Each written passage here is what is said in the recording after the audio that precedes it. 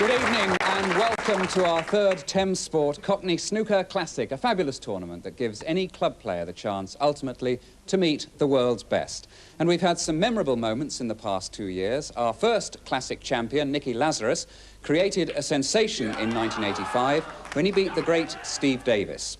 And a year later, world champion Dennis Taylor nearly lost out to a highly talented young lady, 17-year-old Alison Fisher. And we've had some laughs. Bobby Davro had us all in his pocket with some outlandish impressions. The target for thousands of players around the Thames region is to become the Cockney Classic champion and win £2,500.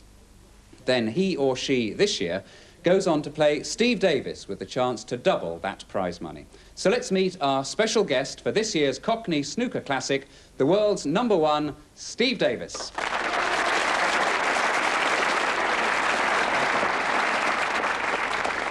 Good to see you, Steve. And, of course, you'll be on your toes because you were, in fact, beaten, weren't you, in this competition 2 years ago? Well, I don't like to be reminded of it because it was quite an embarrassing moment for me. Although Nicky Lazarus played so well against me in the final and potted a great long red against me. I was under a bit of pressure because you always are. And the only other time I've played anybody from Romford, they also beat me as an amateur against a professional. So it's tough. And Dennis Taylor struggled last year against Chris Carpenter, and if Chris had played one into the middle pocket and it hadn't hit the jaw, it might have been a different story there. But there's some good players of the quarter-final stages, and they've got like, a lot of 100 breaks behind them, a lot of reputation, so whoever gets to the final and wins the prize is going to be no mug.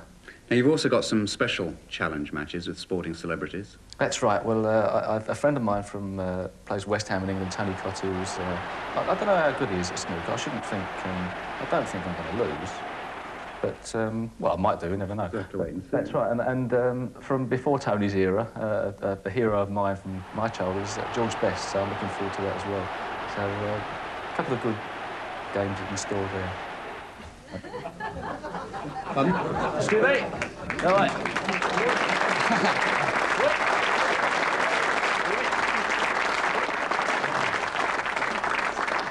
Transformers, robots in disguise. I'm on a motorbike now, Steve. Good, isn't it? Michael, this is a snooker, yes, you are. a snooker tournament here. Who's that? Nick. Sorry, Nick. Michael. How do you do? How do you do? How do you do? Yes, this is a snooker tournament in here. Okay. Yeah, all right. Well, you're not. Are you looking for another studio? Well, no, we were doing Strike It Lucky, and we thought we'd sort of just see what's going on in here. Well, this is the wrong studio. Yeah, well, as I say, it is a snooker tournament, oh, so was it? Perhaps. Nice flowers, fresh. Fresh ones, look, using fresh flowers, Sandy, isn't it? Look rather nice just there on the table. That'd be lovely there. Try potting that, Steve. Get that in.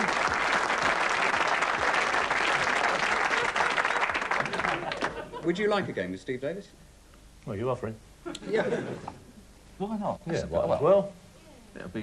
Yeah. I'll tell you, ladies and gentlemen, would you like to see Michael Barrymore play Steve Davis?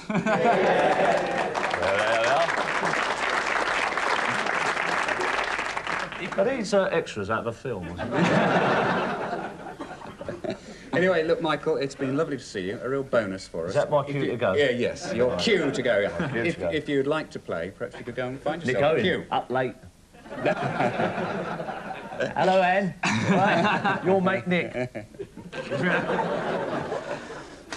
Well, we've got that over. Perhaps we can settle down now and get on with the job. More than 3,000 players entered the tournament from over 100 clubs. We've now reached the quarter-finals.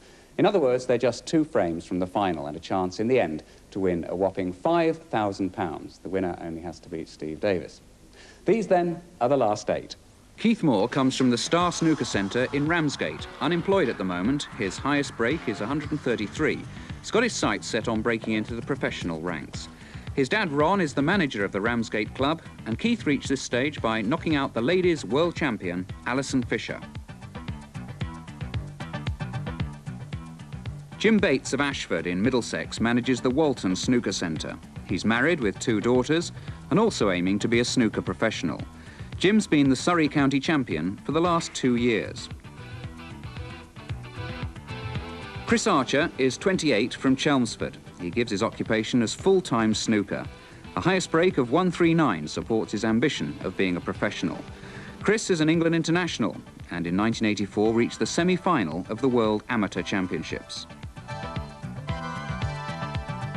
The youngest quarter-finalist at 16 is Amrik Cheema from Plumstead, hometown of Steve Davis. Amrik's already in the century break class. One day would like to be a snooker professional.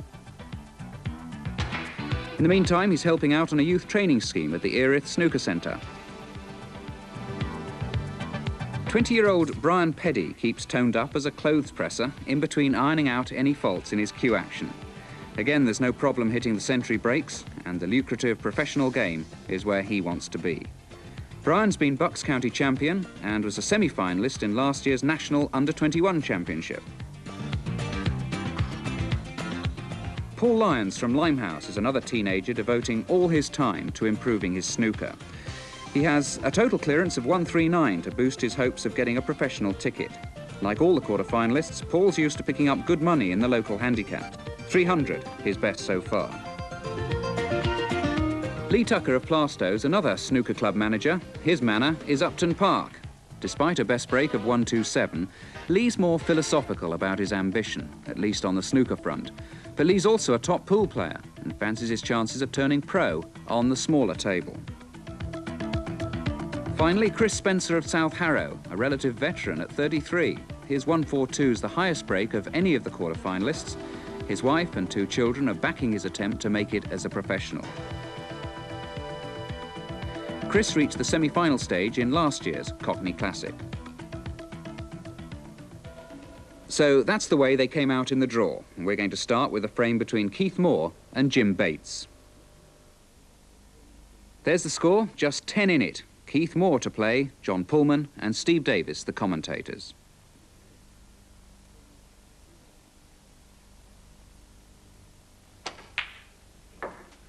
One.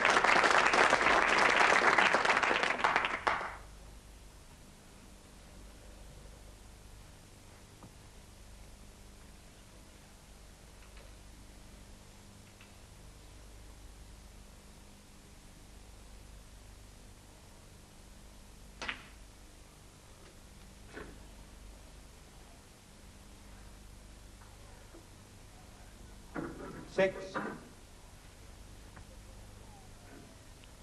Keith looks a little bit more composed on the shot. I'm not too sure who's had the most match experience out of the 2 players, but Keith Moore just seems to be a little bit more composed. Even though no players made any great mistakes, I would imagine that Keith's probably played in quite a few tournaments before.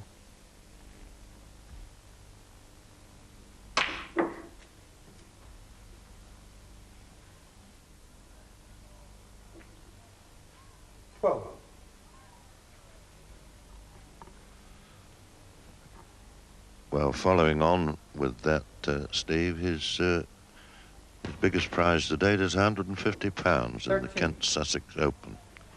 So obviously he's a little bit of experience. And a high break of 133, so no mean performer.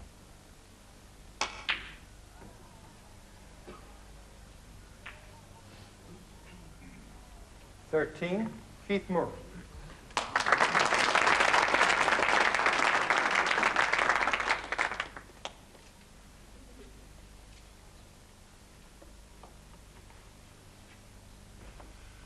So Keith Moore at the moment, 22 points in front. 4 reds left on the table.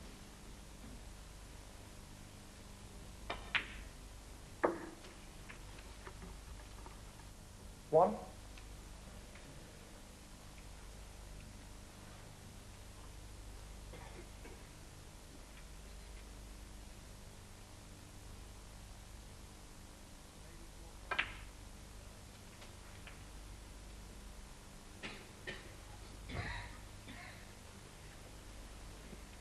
Eight.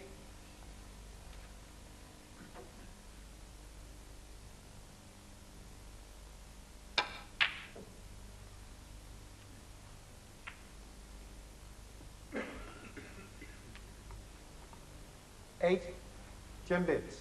Well, it didn't come quite far enough off the table to be on. There's no way that he can snick that into the middle.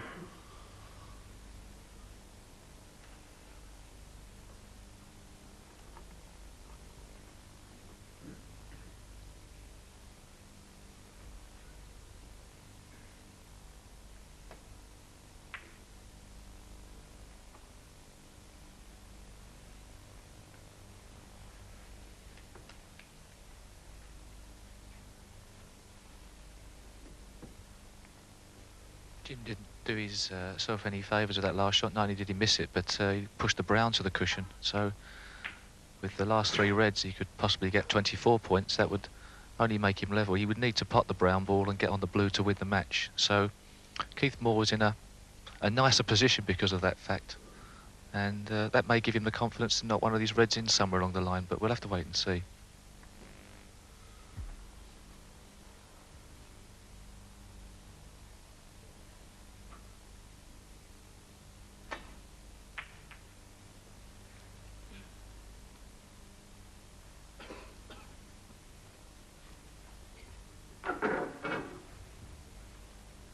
Yes, and for those people who are not as good at snooker arithmetic as you are, Steve, 51 points on the table at the moment.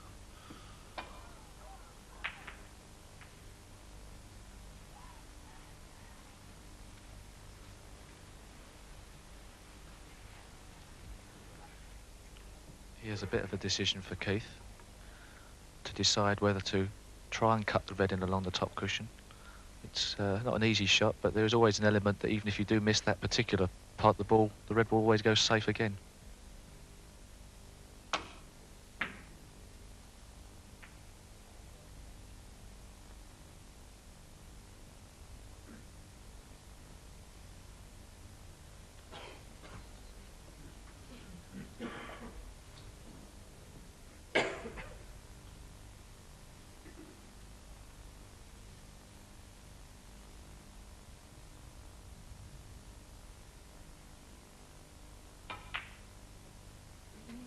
One.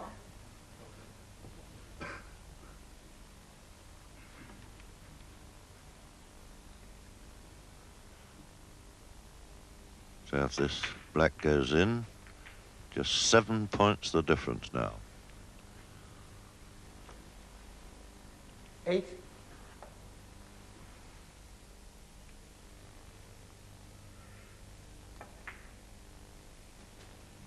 9. Well, if he can pot these now, it's a very good chance. The black leaves the red, and the pink's in a very nice position to get back down towards the yellow, which goes from quite a big area of the left-hand half of the table. But they've still got to be got. 9. 10 bits. Keith Moore, 38.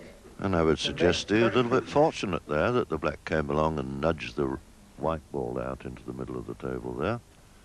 He'd left the last red on, but now it's pretty safe.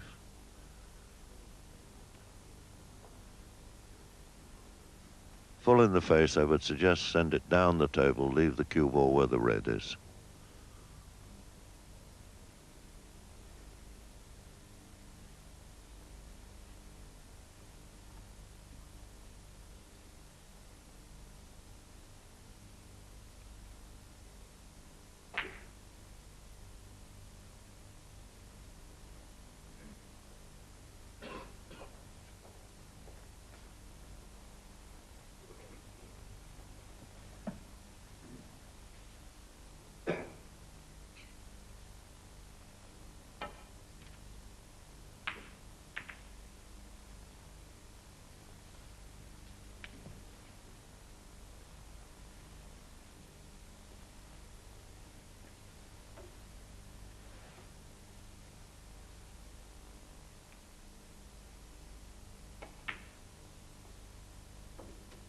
One.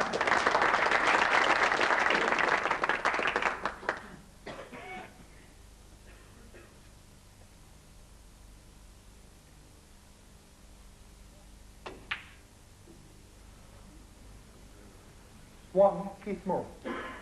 Well, could have sewn the game up there, but 14 points in the game now, and the balls are getting more and more difficult for a complete clearance by Jim. But it's worth going for.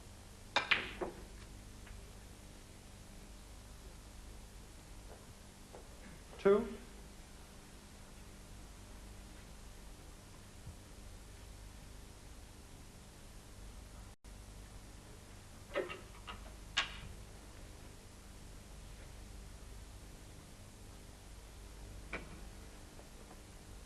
Once again, trying to play the snooker behind the black if he does, with a with the half butts makes the shot a little bit more difficult.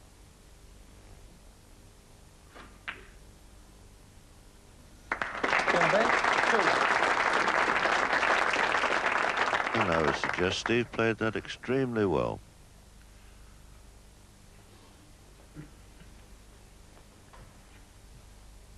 Of course, Keith has got to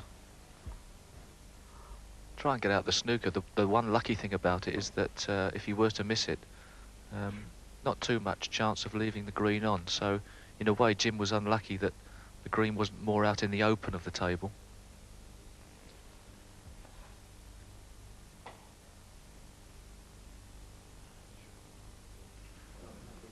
Ball stroke, 4, Jim Davis.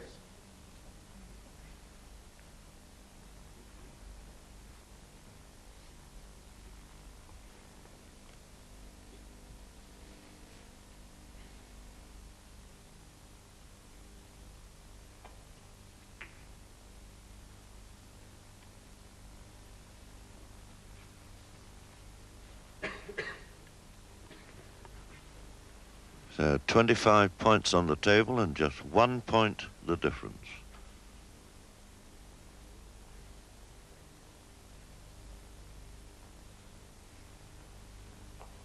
Keith Moore just 1 point in front.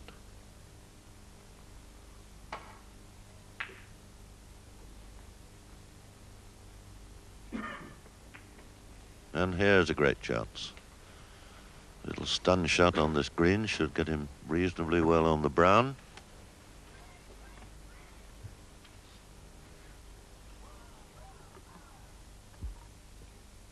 A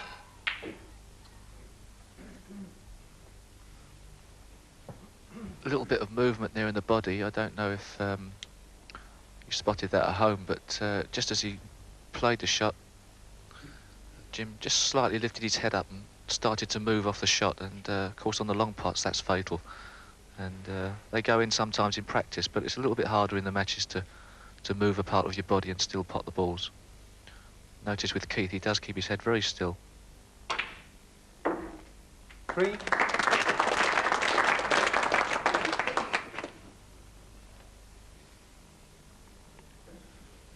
Yes, I'm pleased you mentioned that, Steve, because I've always said that one of your greatest attributes is the fact that you keep so beautifully still on the shot. Thanks, John. Well, this is getting to the crunch part of the game now, and the brown ball is going to probably determine who wins the match here.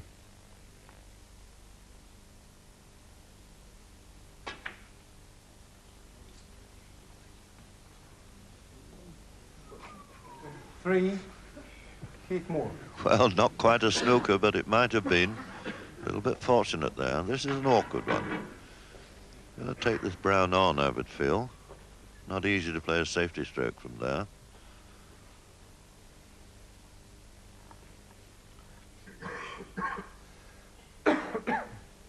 He's having a look, I think, John, to see if he can play it off the cushion and then onto the brown, which makes sure he won't going off enough. But well, this could really go anywhere. It's a tough one.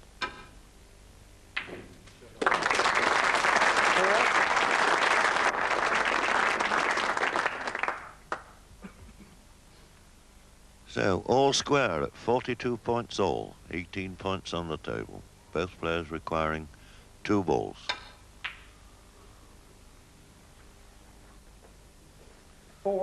Once again there, Jim moving on the shot, and when the pressure does get on, you really must keep still. And that's a tip for any up-and-coming young player or any club player. Even though there's a lot of pressure at stake and lots of things going on in the game, you've got to try and concentrate on keeping still throughout the shot.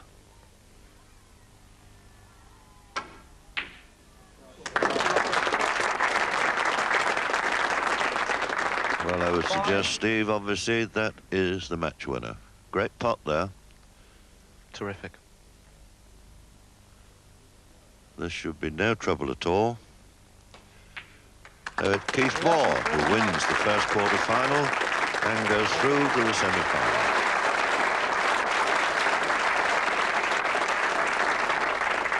So, now we know one of the semi-finalists. We'll find out who joins him in just a moment. Am I on next?